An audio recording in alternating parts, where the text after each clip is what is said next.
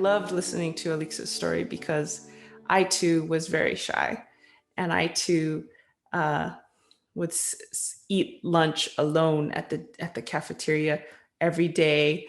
And or I don't know if you did that, but I was kind of very shy, and I was actually mute for a while. I was mute. I couldn't speak in I guess it was 8th grade.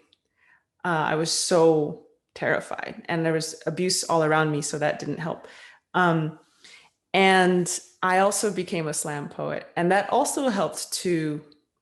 I remember the first slam poetry slam that I ever went to. Same thing. It just, I was like, what? You can do this? This is amazing. And I was hooked that night forever. And I too went to the national slams and ended up becoming national champion and all those things. And so it's just really sweet to hear that. Like, it's fascinating. It's like, wow. Again, targeting our light, targeting, arguably, Alixa and I came here to speak. That's part of our purpose. And so what did it target? Our voice, And so, but we broke through because it doesn't have any power at the end of the day. We are allowed to speak at the end of the day. So that helps me too when I talk about these things, is just knowing that I'm not a victim.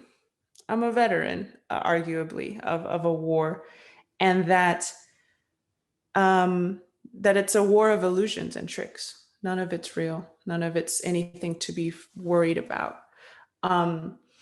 So those things help me as I talk about some of these deeper issues. I think also just the power of forgiveness is a really deep medicine. I mean, just period, but for me, it has really always allured me.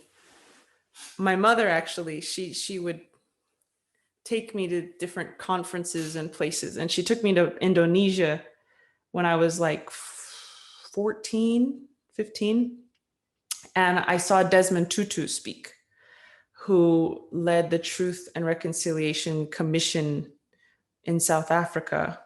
I believe that was the name of his commission, I think. But in any case, he spoke of forgiveness. And that was like, changed my life forever, because the power of forgiveness was so different than what I was taught by different family members, of very militant, very stick it to the man, very get revenge, very don't let anybody be higher than you, all that insecurity.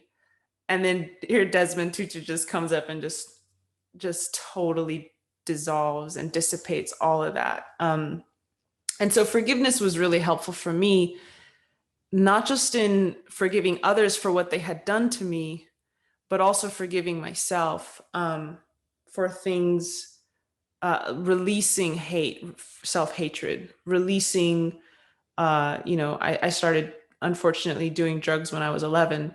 My community was pretty rough, and I made a lot of mistakes. And so releasing that self-hatred, that those three things together, sort of, I'm not my body, I'm my spirit. I'm not a victim, I'm a veteran. And I always have forgiveness at the end of the day, which is this magical substance that just clears things.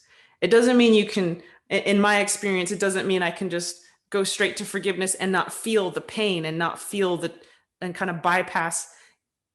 I've noticed I had to go through that, the anger, the sorrow, the grief, and then let it go.